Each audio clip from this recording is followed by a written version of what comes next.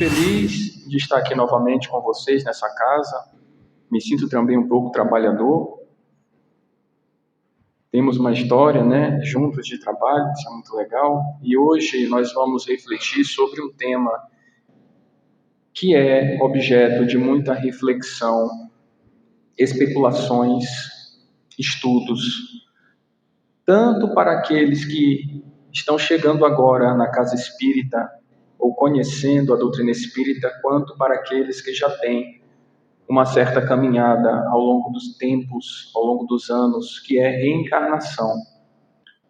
Só que no estudo de hoje nós vamos refletir reencarnação de diversos pontos de vista da história e do Evangelho, buscando entender como essa lei universal se faz presente na nossa vida, no hoje, no ontem e também no amanhã.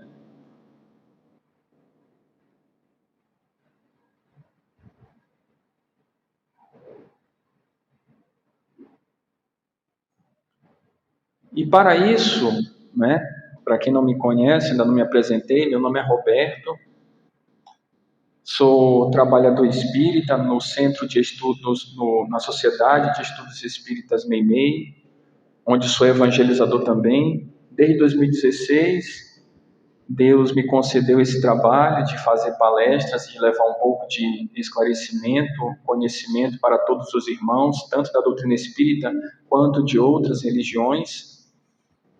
E para que a gente possa iniciar os nossos estudos sobre reencarnação nessa tarde e noite de hoje, nós iremos refletir, antes de tudo, sobre a ideia e a concepção de reencarnação a partir do ponto de vista de diferentes nomes da história e da filosofia, para que, como espíritas, possamos compreender que este fenômeno de reencarnação, ele não é um fenômeno de propriedade da doutrina espírita, como muitos falsamente acreditam, mas sim é uma lei universal que vem sendo refletida ao longo da história da humanidade. Então, falaremos um pouco de alguns filósofos como Parmênides, Pitágoras, Sócrates e Platão.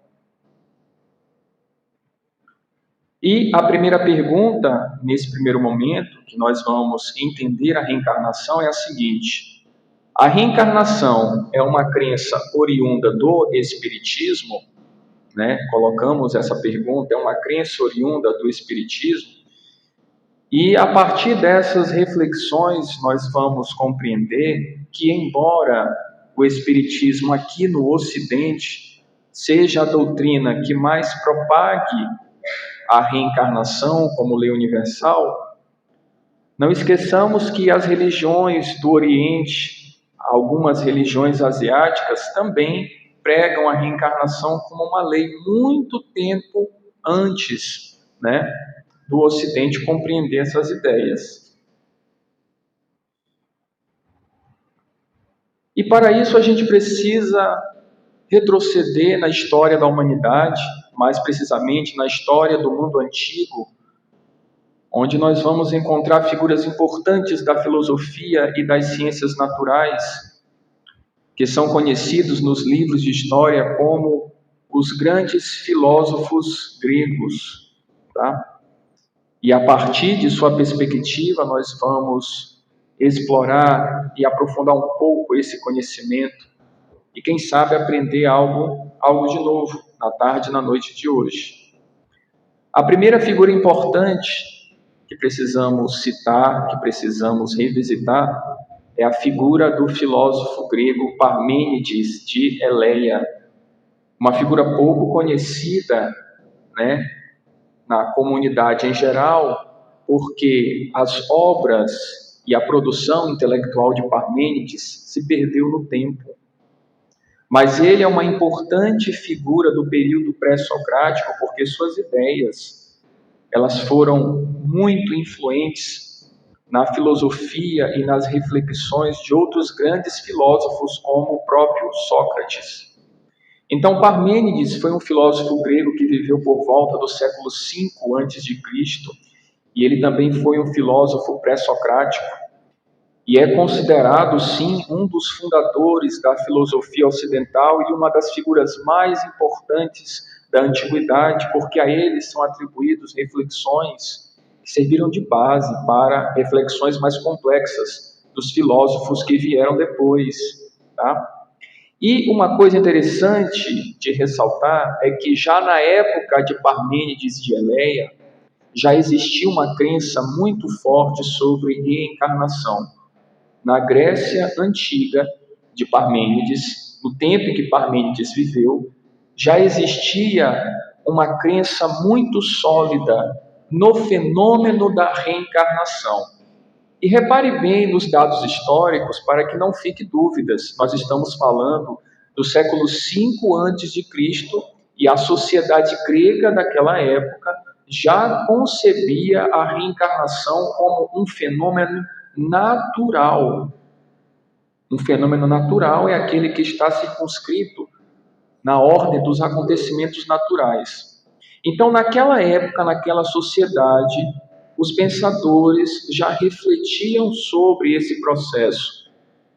Será que estamos aqui apenas para nascer, crescer, reproduzir, trabalhar e morrer e encerrar o ciclo da vida? Qual é o propósito, então, de habitar neste mundo, que é um mundo de imperfeições? E lembremos que naquela época existiam problemas como existem hoje, porém não existiam mecanismos de solucionar e de responder a inúmeras perguntas. Se hoje, na nossa sociedade, nós ainda temos muitas perguntas sem respostas, imagine naquela época, onde não dispunhamos dessa tecnologia que nós temos hoje. Então, na época de Parmênides, já era algo sólido a crença na reencarnação. Vamos adiantar um pouco e vamos chegar a outro filósofo grego muito sábio, chamado Pitágoras. Pitágoras é um daqueles filósofos que, mesmo que você não tenha estudado tão profundamente história e filosofia, com certeza vai lembrar dele, porque ele não só fez reflexões filosóficas, a nível de experimentos mentais, a nível de reflexões, mas também foi um filósofo atuante nas ciências exatas, Acredito que todo mundo deve ter estudado na história o famoso Teorema de Pitágoras, que ele vai ditar uma série de relações trigonométricas na geometria. E Pitágoras traz uma curiosidade muito interessante, é porque ele é uma das pessoas mais antigas a se lembrar da sua vida pregressa. Nós sabemos que hoje a doutrina espírita ela traz conhecimentos que estão evoluindo junto com a ciência. Nos Estados Unidos já existe um laboratório que se dedica a investigar o processo de reencarnação a partir de pessoas que têm preservadas memórias da sua vida anterior com riqueza de detalhes. E Pitágoras, no mundo antigo, ele era uma dessas pessoas que conseguia lembrar exatamente da sua existência anterior, seu nome, o que fazia e como desencarnou. Então, Pitágoras é um filósofo pré-socrático, nasceu na ilha de Samos, onde hoje fica a Turquia, em 570 a.C., mas passou boa parte de sua vida em Crotona, na Itália, onde desenvolveu suas filosofias e criou um grupo de seguidores chamados pitagóricos. Morreu no início do século V a.C. Então, Pitágoras criou uma escola para seus seguidores, chamada de Escola Pitagórica. Todo aquele que era seu discípulo, seu estudante, era chamado de pitagórico. E os pitagóricos acreditavam piamente na reencarnação. Então, de acordo com a sua teoria, agora que começa a ficar mais interessante, de acordo com a teoria de Pitágoras, que ela é uma teoria bem mais refinada do que a de Parmênides, porque lembra que eu falei que Parmênides não deixou documentos escritos devido à ação do tempo? Então, Pitágoras, com ele foi diferente. Na sua escola, ele postulou o seguinte, de acordo com Pitágoras, repara que ainda não existia cristianismo, ainda não existia espiritismo, Jesus ainda não tinha vindo para cá, é um tempo muito antigo. E olha só o que Pitágoras formulou sobre reencarnação. A alma possui uma culpa inicial, que deve expiar através de sucessivas reencarnações. E esse postulado é verdadeiro. Então, mesmo antes do codificador do Espiritismo aparecer na Terra, mesmo antes do próprio Jesus de Nazaré vir em missão para trazer a Boa Nova, a escola pitagórica já estudava seriamente os fenômenos do mundo material e do mundo metafísico, né? Para não dizer espiritual, porque naquela época essas ideias ainda estavam sendo concebidas. Então, de acordo com Pitágoras, a alma possui uma culpa inicial que deve expiar através de sucessivas reencarnações. E isso é verdade. Todos nós que estamos aqui, né, neste momento encarnados, graças a Deus, todos nós possuímos débitos morais. São essas culpas, débitos morais, que vamos adquirindo e amontoando esses débitos morais de existência para existência. E lógico, é através dessas experiências na matéria que nós vamos evoluir, coletando informações, sabendo lidar melhor com as circunstâncias e trabalhando para reparar essas faltas e essas dívidas. E o próprio Pitágoras, ele pôde experimentar desse efeito de conservar as suas memórias pregressas de uma vida anterior. Pitágoras dizia ser a reencarnação de Euforbo, filho de Panto, que foi morto por Menelau na guerra de Troia. E aqui segue uma citação, ou seja, palavras do próprio Pitágoras, abre aspas. A alma nunca morre, mas recomeça uma nova vida. Muda de domicílio, tomando uma outra forma. Quanto a mim, já fui Euforbes, no tempo da guerra de Troia, e lembro-me perfeitamente bem do meu nome e dos meus pais, bem como fui morto em combate com o rei de Esparta.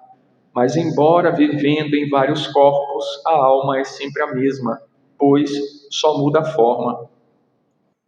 Interessantíssimo essa pontuação de Pitágoras, porque ela está mais uma vez correta. A alma, nesse caso, que ele se refere como nós entendemos, é o espírito encarnado. O espírito desencarnado, a fonte da inteligência, a centelha divina, nunca morre. O corpo material, esse sim, esse é projetado e tem um tempo limitado. Ele vai, com o tempo, sofrer as ações, vai se desgastar e vai chegar um momento em que vai ser incompatível com a manutenção da vida. Isso é muito natural. Mas, extinguindo-se o corpo, o espírito que nele animava continua vivendo, continua seguindo a sua jornada, porque a morte não é o contrário da vida. A morte é o contrário do nascimento, porque a vida é uma só e a vida continua. A vida continua após este corpo, após esta profissão, após este tempo, porque nós somos eternos e estamos destinados à perfeição e à felicidade. E essa trajetória nos incumbe responsabilidade e dedicação.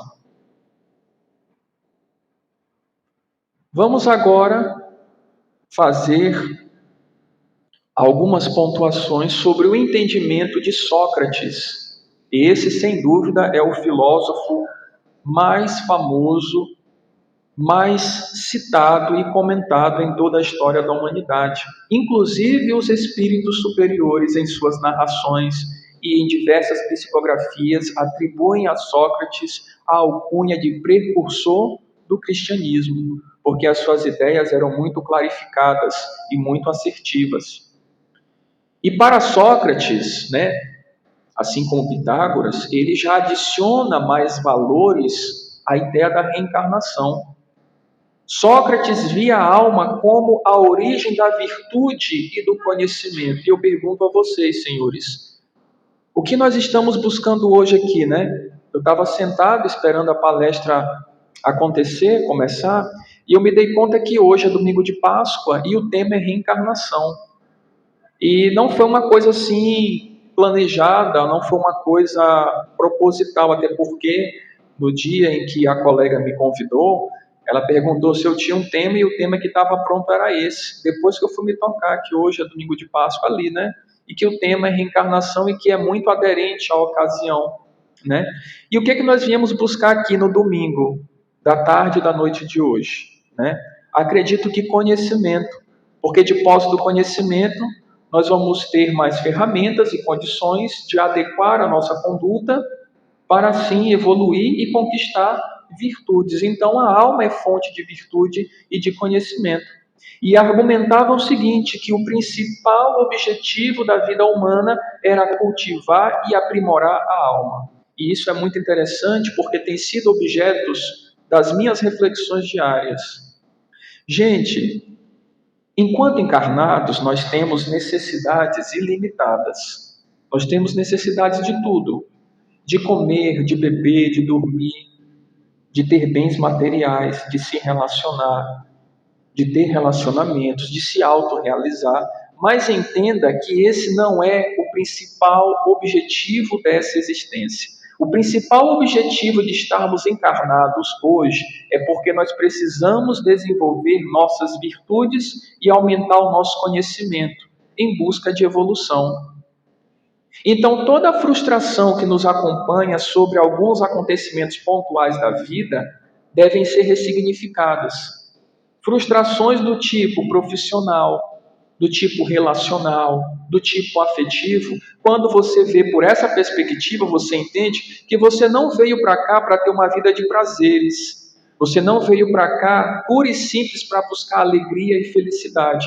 Até porque o Mestre Jesus, que a gente às vezes atribui a ele a figura do Espírito da verdade, que ele é o caminho, a verdade e a vida, nos disse algumas coisas pertinentes. Primeiro ponto: no mundo tereis aflições. Então, neste mundo, a nossa vida é feita de fases. Tem fases felizes, tem fases mais penosas.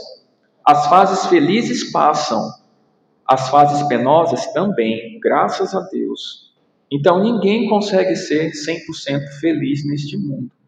Nem mesmo aquela pessoa que você acha que por ter muito dinheiro, ser casado com uma mulher belíssima, ter um carro importado na garagem, morar numa casa de 2 andares, numa ótima localização, isso não quer dizer que ela é de fato feliz. Porque ninguém conhece os problemas e os dilemas particulares de cada um. Todos que estão aqui têm problemas. E se você disser que não tem problemas, o problema é você, infelizmente.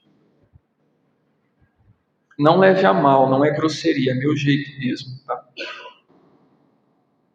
Continuando. A crença de Sócrates já é uma crença que começa a divergir do entendimento grego geral. Por quê? Na perspectiva grega tradicional, existia um mundo subterrâneo chamado de submundo e governado por um deus chamado Hades ou Hades. E essa crença no submundo, onde as pessoas que praticaram o mal e a iniquidade vão estar condenadas ao sofrimento eterno, ela continua até os dias de hoje na figura do inferno. E como espíritas nós sabemos que o inferno não existe. Nós sabemos que existem zonas umbralinas, algumas bem mais densas, que são as abissais, mas que são pontos, né? Pontos no caminho, são trechos no caminho, né? Quem é que está no umbral hoje? São as pessoas que estão com o pensamento afinizado com as energias e com as vibrações do umbral. E a partir do momento em que o próprio espírito ele se convence que ele não quer mais sofrer e pede por ajuda a Deus, seja qual for a sua religião ou sem religião, ele será socorrido. Porque Deus é Pai e ele tem uma miríade de emissários divinos que estão fazendo trajetos entre as zonas entre os planos para resgatar os seus filhos, porque Jesus disse que nenhuma ovelha se perderia. Então, Sócrates acreditava que a alma era capaz de alcançar a verdade e a virtude. A verdade e a virtude. Vem Jesus de Nazaré e diz: eu sou o caminho, a verdade e a vida, a fonte de sabedoria e de justiça. E a partir dessa perspectiva, a doutrina da reencarnação pode ser vista como um meio pelo qual a alma se purifica e evolui ao longo de várias vidas, acumulando experiências e conhecimentos. E essa perspectiva de Sócrates é muito válida, porque é exatamente isso que acontece. Ao longo de cada existência, nós estamos acumulando experiências, conhecimentos e evolução. Em todos nós que estamos aqui, há progresso, porque hoje nós estamos com a nossa melhor versão, porque na vida anterior nós tivemos os nossos desafios e aprendemos com as nossas dores. E graças a Deus foi nos dada uma nova oportunidade de retornar, de estarmos reencarnados, porque tem aprendizados que a gente só aprende na matéria. Mesmo estando no plano espiritual, nós sabemos que no plano espiritual, nas colônias espirituais, nós também trabalhamos, nós também estudamos, nós também fazemos faculdade, nós também evoluímos, mas existem evoluções que só podem acontecer nos processos reencarnatórios porque nós temos débitos morais a cumprir. Apenas os espíritos que já se despojaram de muitas dos seus equívocos, ou completamente dos seus equívocos, não precisam mais reencarnar.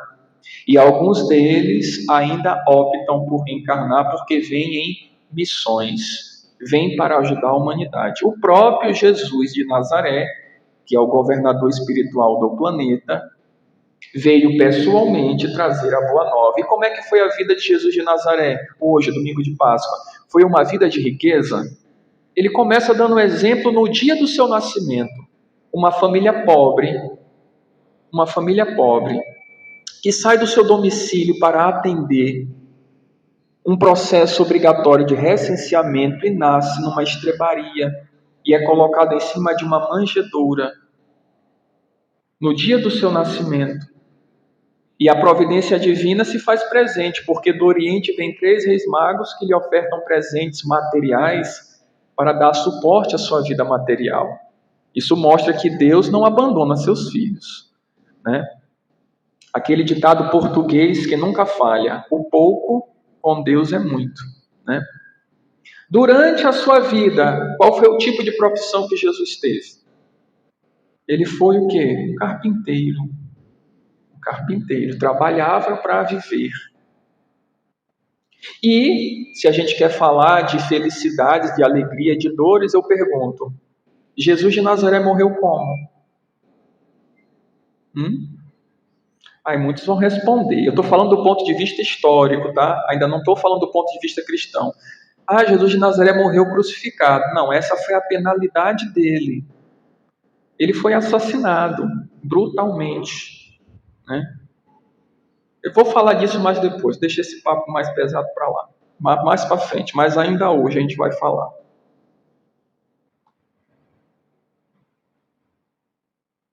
Não demorou muito, chegou, né? Eu pensei que ainda tinha mais um, mas não, já é ele. Agora a gente vai sair da parte histórica, ok? Aquela parte histórica, da história antiga, embora falar de Jesus também é falar de história. E vamos recordar Jesus e Nicodemos, um encontro específico e muito famoso das Escrituras. Primeiro ponto, a gente tem que entender quem foi Nicodemos. Nicodemos foi uma figura importante da sociedade e da religião do tempo de Jesus.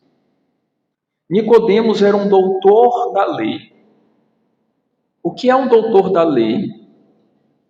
Era uma figura religiosa e social que conhecia toda a lei, com perícia, com entendimento, sabia interpretar a lei para aplicar a lei. Então, se eu pegar o termo doutor da lei e trouxer para os dias de hoje, Nicodemos era um juiz. É isso que Nicodemos era, um juiz, porque ele conhecia a lei profundamente, intimamente. Então ele era um juiz e ele era aquele que ensinava os outros doutores da lei.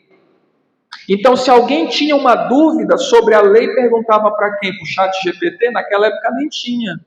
Perguntava qual é o entendimento de Nicodemos sobre isso. O que diz Nicodemos sobre aquilo? Se alguém tinha uma dúvida com o seu proceder, consultava Nicodemos.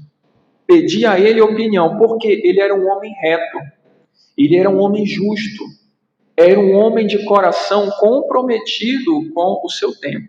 Então, Nicodemos era uma figura importantíssima. Assim que Jesus começa a sua trajetória de vida pública, ele começa a mostrar sinais. E quais são os sinais que Jesus mostrou quando inicia sua vida pública? Ele começa a operar milagres. E, logicamente, os milagres que mais vão chamar a atenção são os milagres de cura e de libertação. Cura para aqueles que estão doentes do corpo físico. Libertação para aqueles que estão doentes da alma. E Jesus começa a libertar os obsidiados, que na Bíblia eles são colocados como os endemoniados. Jesus começa a libertar os obsidiados. Começa a curar as pessoas que possuem doenças, naquela época, incuráveis, como hanseníase, ou até mesmo problemas congênitos, como paraplegia, tetraplegia. Ele libertava, ele curava. E isso começou a incomodar quem? A classe que dominava a lei, o que diz a lei. Então Jesus foi tido como um curandeiro, como um mago, como alguém que não estava, segundo alguns fariseus, dentro da lei de Deus, que eram as palavras escritas. Mas Nicodemos, que era um homem de entendimento, ao ver aqueles sinais, ele não tomou o mesmo partido que muitos de seus discípulos, pelo contrário, ele reconheceu que ali era a figura do Messias que tinha voltado. E ele solicita um encontro com Jesus de Nazaré, mas um encontro na calada da noite, às escondidas, porque, de acordo com a sua posição pública de doutor da lei, ele não podia ser visto falando com um homem que era considerado já louco, com um homem que estava sendo considerado um perigo até mesmo para Roma. Então ele precisava ter cuidados e marcou um encontro com Nicodemos, com Jesus na calada da noite. E aí entra um ponto importante na leitura e na interpretação do Evangelho. Eu sei que não interessa nada isso aqui que eu vou falar, mas é só para dar um exemplo. Eu sou professor. Então, quando um aluno meu me vê no corredor, me cumprimenta como? Boa noite, professor. Porque ele entende que eu estou numa hierarquia um pouco maior que a dele. Ele é de aprendente, eu de professor. Boa noite, professor. Boa noite, meu filho. Professor, tenho uma dúvida, você pode me ajudar? Professor, perdi o prazo do trabalho. Há possibilidade do senhor liberar este prazo um pouco mais? Ele reconhece a minha autoridade, porque só o professor pode explicar, tirar dúvidas e decidir o destino dele. Olha, se eu não liberar a atividade, você perde o ponto. Então, por favor, professor, libere. Nicodemos, quando encontra com Jesus, não chama ele de Jesus, nem de você. Ele chama de mestre. Então, para você ver, se um doutor da lei, e não é qualquer doutor da lei, o maior doutor da lei daquele tempo, já se refere a Jesus como mestre. Mestre, sabemos que ensinas da parte de Deus, pois ninguém pode realizar os sinais miraculosos que estás fazendo se Deus não estiver com ele. Que Nicodemos queria entender, queria processar tudo aquilo que sua mente já vinha processando desde que Jesus começou a fazer as aparições. Mestre, eu sei que tu vem de Deus. E Jesus responde, em verdade, Ninguém pode ver o reino de Deus se não nascer de novo. Jesus lança essa informação para Nicodemos. E Nicodemos, aproveitando o momento, quer entender de fato o que aconteceu. Nicodemos pergunta: mas mestre, como alguém pode nascer sendo velho? É claro que não pode entrar pela segunda vez no ventre de sua mãe e renascer. Nicodemos faz essa pergunta, que é preciso para entrar no reino dos céus. Ele quer entender diretamente daquele que vem de Deus. E Jesus fala: ninguém entrará no reino de Deus se não nascer de novo, né? E aí Nicodemos coloca objetivamente uma segunda dúvida: mas como eu posso nascer de novo se já sou velho? Voltarei para o ventre da minha mãe? Porque a perspectiva do nascer de novo de Nicodemos era uma perspectiva puramente material. E Jesus responde: digo-lhes a verdade. Ninguém pode entrar no reino de Deus se não nascer da água e do Espírito. O que nasce da carne é carne, mas o que nasce do Espírito é Espírito.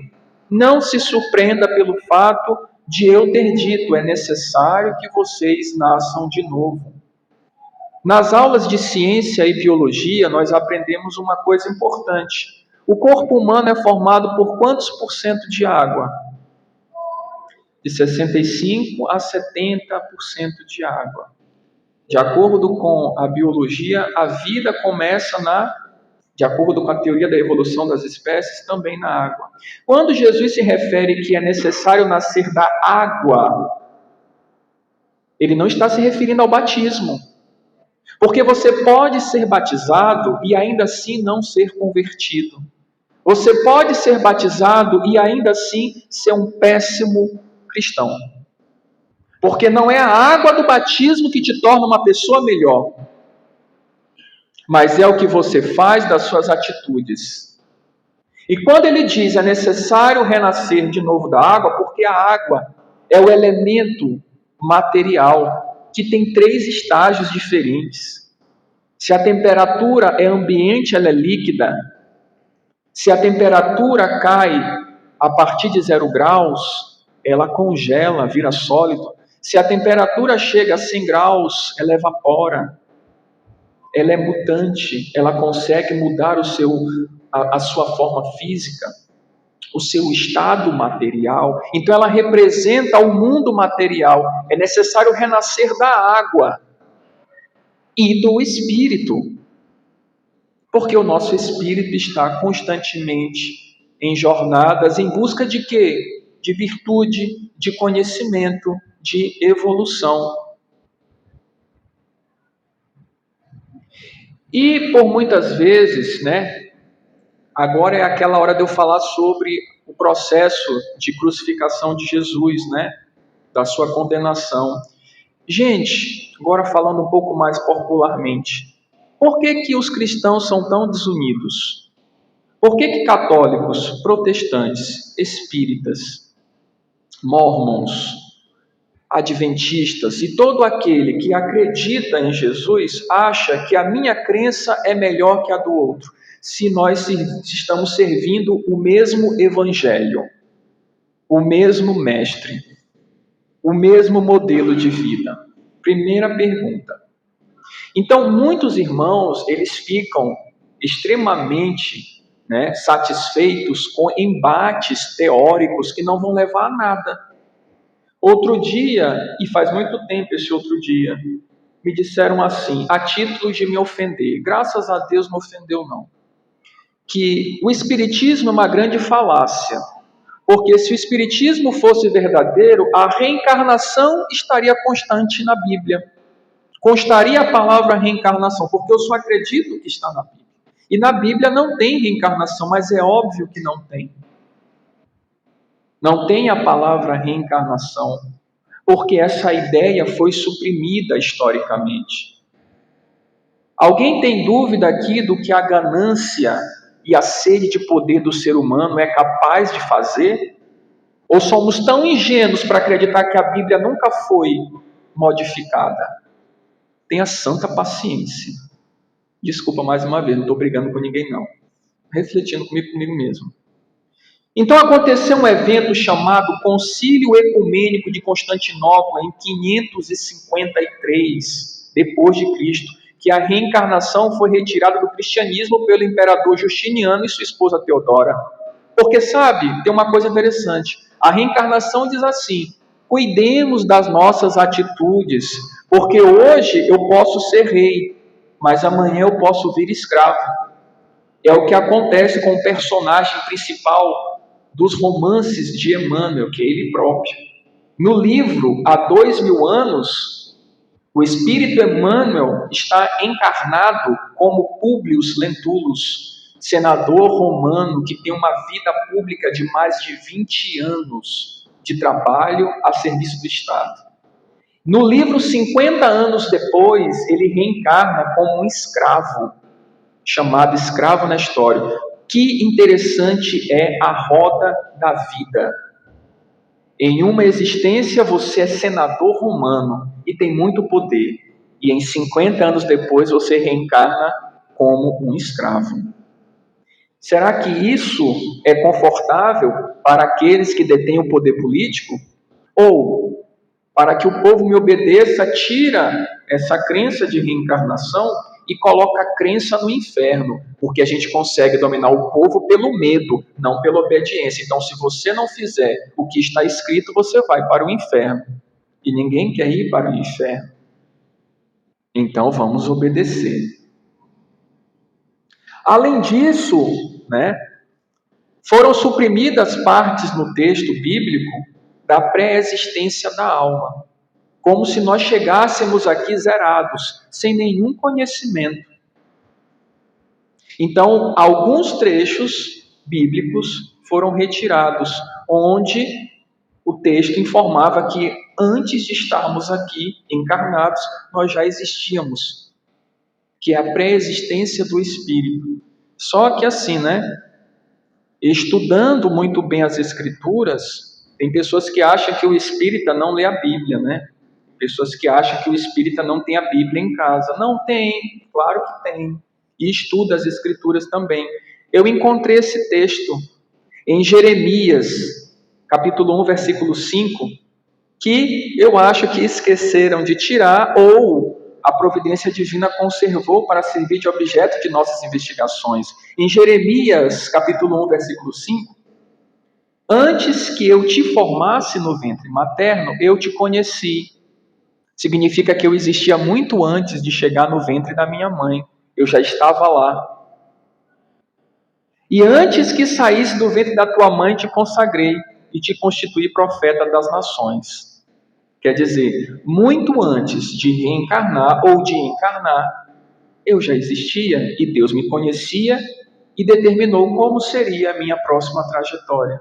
O que prova que a preexistência da alma está ainda na Bíblia. E só pode reencarnar uma alma que existe e que está no processo contínuo, tá? Ora, se o espírito existe antes do corpo ser criado, ele já pode ter vivido encarnado em outro corpo, aqui na Terra ou também em outro mundo. Nós sabemos que cada mundo, quem está estudando o ESD, o Estudo Sistemático da Doutrina Espírita, que são 6 módulos, sabe que cada mundo obedece a um grau de evolução. E à medida em que os planetas vão evoluindo no sentido tecnológico, mas no sentido moral também, só vão reencarnar naquele planeta as pessoas compatíveis com aquele grau de evolução. O nosso planeta Terra é um planeta que ainda está no estágio de provas e expiações, mas nós estamos passando pela transição para entrarmos numa nova era, que é a era de regeneração. E nesta era de regeneração não significa que nós seremos felizes, porque ainda não seremos um planeta feliz. Mas quer dizer o quê? Que a maioria das pessoas estarão inclinadas ao bem, e onde o mal começará a ser reprimido de maneira mais veemente. de maneira mais enérgica. Então, aqueles que não estão se reformando, preste bem atenção, que não estão fazendo reforma íntima, não é que perderão o direito de reencarnar, eles irão continuar reencarnando, mas em planetas compatíveis com o seu adiantamento moral e com os seus sentimentos e pensamentos. Esse é o recenseamento do Cordeiro. Quem me deu de comer, quem me deu de beber, quem me vestiu, quem me visitou, quem cuidou de mim quando eu estava doente, passe à direita. E todos aqueles que não fizeram isso terão suas oportunidades, mas passarão à esquerda. Esse é o recenseamento do Cordeiro, tá? Na casa de meu Pai há muitas moradas, ninguém ficará desabrigado. A casa do Pai é o universo. O próprio Jesus deixou também isso claro. Em verdade vos digo, antes que Abraão existisse, eu sou. Jesus é um espírito que, antes da formação do planeta Terra ficar concluída, ele já tinha mais de 4 bilhões de anos como espírito crístico. Imagine a trajetória dele, né? E a gente, né? Nós ainda temos um caminho muito longo pela frente, né? Não podemos deixar de fazer as pontuações da nossa codificação. Vamos entrar agora nos aspectos de reencarnação a partir do Livro dos Espíritos. Questão 166. A alma que não atingiu a perfeição durante a vida corpórea, como acaba de depurar-se? Os Espíritos respondem: aqueles que não alcançaram ainda a completude de sua transformação vão se submeter a uma nova prova na existência. Questão 166, letra A. Como ela realiza essa nova existência? Pela sua transformação no espírito? Ao se depurar, a alma sofre sem dúvida uma transformação, mas para isso necessita de uma vida corpórea. Então, isso aqui nos abre o entendimento para uma questão, que não devemos ter pressa quanto à nossa transformação. Meus filhos, nenhuma transformação acontece do dia para a noite. Ninguém que se engane. Eu me batizei hoje na Igreja Católica, eu sou uma nova criatura. Não sei. São as tuas atitudes que vão dizer. Me batizei hoje na Igreja Batista. Eu sou uma nova criatura. Não sei, meu filho. Tuas atitudes é que vão dizer. Comecei a frequentar o centro espírita. E já sou trabalhador da sopa. Um exemplo. Sou um espírito bom. Não, meu filho, ainda não. Nenhuma transformação acontece do dia para a noite. Por quê? Como é que você vive uma vida inteira com vícios e com péssimos hábitos e simples e puramente porque você entrou no centro religioso e você mudou? Deixe de conversa. Trabalhe, estude, se autoavalie e faça a reforma íntima. Ninguém muda do dia para a noite. Toda mudança de comportamento leva muito tempo. Mudança verdadeira leva muito tempo. A alma tem muitas existências? Questão 166, letra B. Sim, todos nós temos muitas existências. Os que dizem o contrário querem manter-nos na ignorância em que eles mesmos se encontram. Esse é o seu desejo. Todos nós, já tivemos muitas existências antes dessa. E depois desta vida, teremos outras existências de acordo com a nossa necessidade. Questão 166, letra C. Parece resultar desse princípio que após ter deixado o corpo, a alma toma outro. Dito de outra maneira, que se ela reencarna em novo corpo. É assim que se procede, que se deve entender? Sim, é evidente. Qual é a finalidade da reencarnação? Expiação, melhoramento progressivo da humanidade. Sem isso, onde estaria a justiça? Essa é a finalidade de nossa vinda mais uma vez para esse terreno, para este mundo. Que horas são, meninas? 15 minutos? Dá tempo.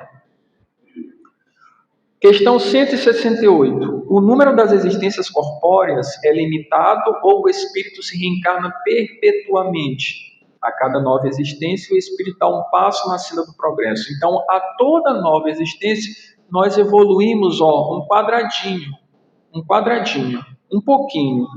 Quando se despojou de todas as suas impurezas, não precisa mais das provas da vida corpórea. Os espíritos são bem enfáticos quanto a isso. Então, estamos encaminhando para a finalização, mas vamos refletir sobre alguns pontos importantíssimos nesses últimos 15 minutos. Passou ligeiro. Primeiro ponto, o que é preciso para reencarnar e como se dá esse processo? Já se fizeram essa pergunta? Em todos os livros que eu li que trazem a temática da reencarnação na bibliografia espírita, acontece um fenômeno que precede a reencarnação. E esse fenômeno se chama dar perdão e receber perdão. Todos nós que estamos aqui hoje assistindo essa palestra, reencarnamos porque perdoamos e fomos perdoados. Ninguém reencarna sem perdão. Ninguém reencarna sem dar perdão, sem receber perdão. E como é que se dá esse processo da reencarnação? Primeiro é que na reencarnação ninguém erra de endereço. Você não errou de família, nem de cidade, nem de profissão. Você está exatamente no local onde deve estar e cercado de pessoas das quais necessita para a sua evolução. Então, para você reencarnar, houve um planejamento meticuloso de possibilidades. Alguém aceitou ser seu pai ou sua mãe na espiritualidade. Alguém aceitou o compromisso de gerar você. Você já viu a matemática que é para o seu pai e para a sua mãe se encontrarem quantos avós, bisavós, trisavós, quadrivós, pentavós, hexavós, heptavós, octavós tem que existir para chegar no seu pai e na sua mãe e eles se encontrarem nesse mundo de meu Deus do céu e se gostarem para poder fazer você? É uma matemática tão complicada que nem o computador mais potente conseguiria entender. Então você não foi um acidente, um equívoco. Você está aqui porque você recebeu a chance de estar. Então é preciso perdoar para ser perdoado nesse planejamento reencarnatório. Muitos de nós estamos aqui pela graça de Deus, sabe por quê? Porque para reencarnar, a gente precisa ter mérito. Só que nós sabemos que, às vezes, as nossas vidas são mal vividas. E em vez de acumularmos créditos, méritos, nós acumulamos débitos. Então eu vou contar uma historinha para vocês de um personagem fictício chamado João de Deus.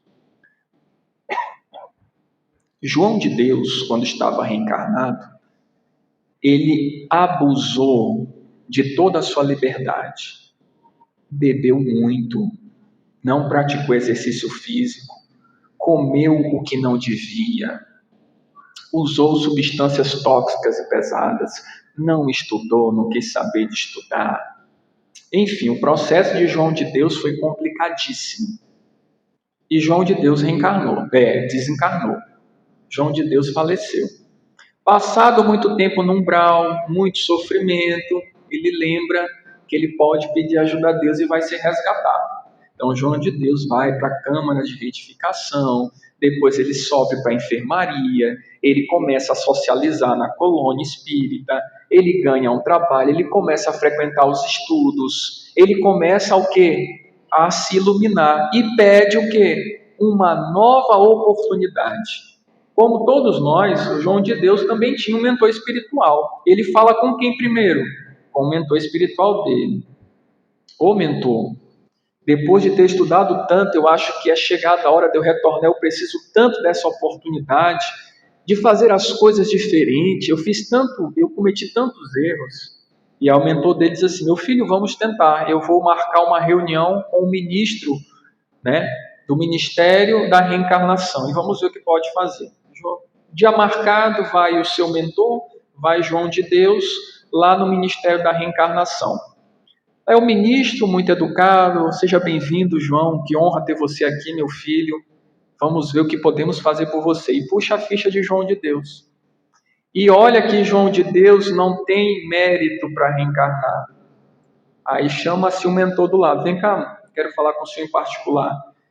Meu filho, João de Deus, não tem condição de reencarnar. Ele não tem mérito para isso.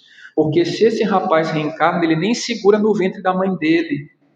O perispírito dele está desajustado. Tinha que fazer um trabalho muito grande com João de Deus.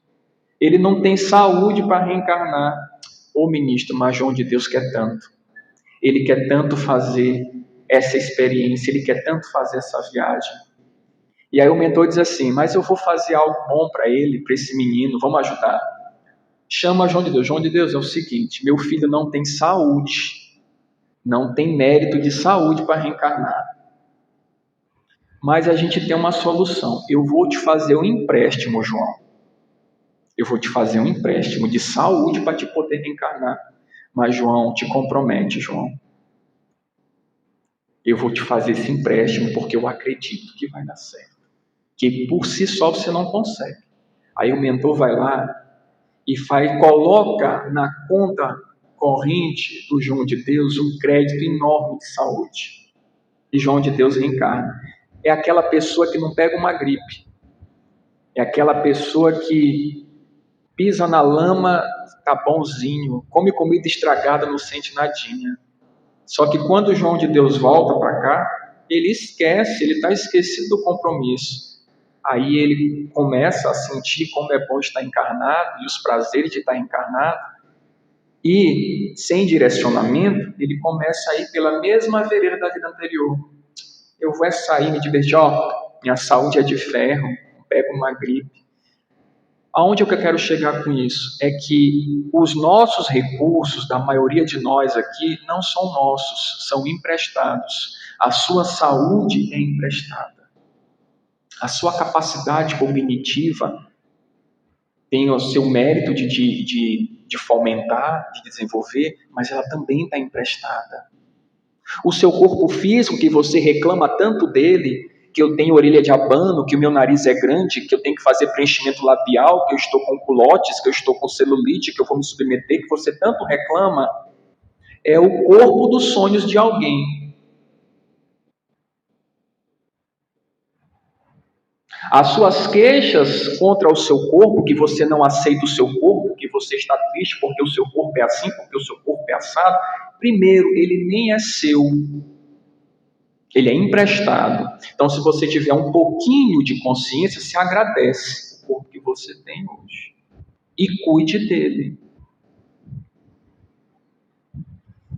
E outra, a fila para reencarnar está muito grande. Trate de agradecer essa experiência e trate de ficar o mais tempo possível encarnado para adiantar o seu cavalo, adiantar o seu caminho.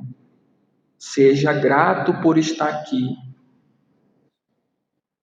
Ninguém está aqui hoje por acaso.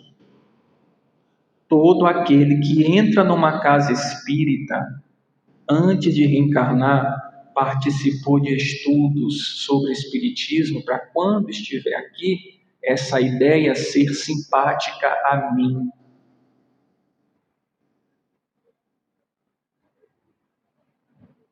A maioria de nós reencarna compulsoriamente, ou seja, sem mérito e às vezes sem nem a opção de fazer escolhas, porque nós não temos maturidade para fazer as nossas escolhas. Então, neste domingo de Páscoa, em que o cristianismo celebra a ressurreição de Cristo Jesus, que simboliza também a nossa ressurreição, que possamos refletir hoje em nossos lares e com os nossos familiares a bênção que é estarmos aqui vivos, porque neste momento tem pessoas que estão num leito de UTI. Neste momento, tem pessoas que estão prestes a desencarnar, que queriam colocar o rosto para fora uma única vez. Tem gente que já recebeu aquele diagnóstico fatal. Está chegando a hora. E muitos de nós, graças a Deus, problema todo mundo tem, mas mesmo com os nossos problemas, temos mais motivos para agradecer do que para reclamar, porque tudo passa. Tudo passa. Sim, eu não estou romantizando o sofrimento, não, até porque eu nem gosto dessa história. O que eu quero dizer é que tudo passa, mesmo aquelas fases mais complicadas que demoram a passar, elas vão passar. Aí vai vir uma fase mais ou menos, uma fase melhorzinha, vai vir dificuldade de novo. É o ritmo da vida da gente aqui. O que a gente não pode deixar de fazer é de se apegar com Deus, com os bons espíritos, de manter o nosso propósito e entender uma coisa: não tem nada descontrolado, tudo está nas mãos de Deus. Deus sabe de todas as coisas. Você não foi esquecido. Deus está vendo exatamente as suas angústias e o seu sofrimento. Deus não te colocou aqui à toa. Deus não te colocou aqui para sofrer, porque Ele quer te ver sofrendo. Você recebe o fardo proporcional às suas forças. Há um propósito pedagógico nisso, há um propósito educativo nisso. Nos momentos de dificuldade, nos apeguemos com Deus, com a providência divina, com Maria Santíssima, com os nossos mentores espirituais e de luz. Nos momentos de alegria, nos momentos de felicidade, agradeçamos e trabalhemos juntos. Nenhuma oração ficará sem resposta. Gente, eu espero que tenha ficado alguma coisa no coração de vocês nesta tarde, nesta noite de hoje, e agradeço imensamente a vossa atenção. Muito obrigado.